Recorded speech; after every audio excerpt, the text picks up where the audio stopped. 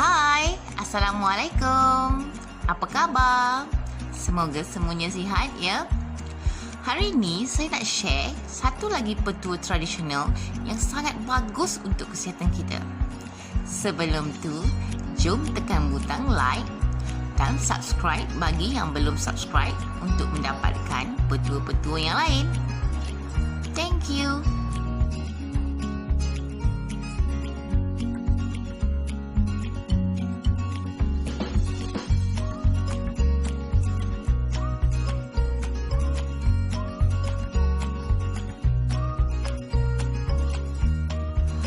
Okey, caranya mudah.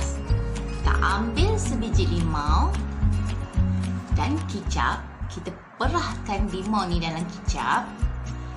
Kemudian kita hirup, kita minum. Dalam satu hari tu kita buatlah dalam 3 kali. Dan kita buat sampai hilang batuk. InsyaAllah hilang. Okey, selamat mencuba.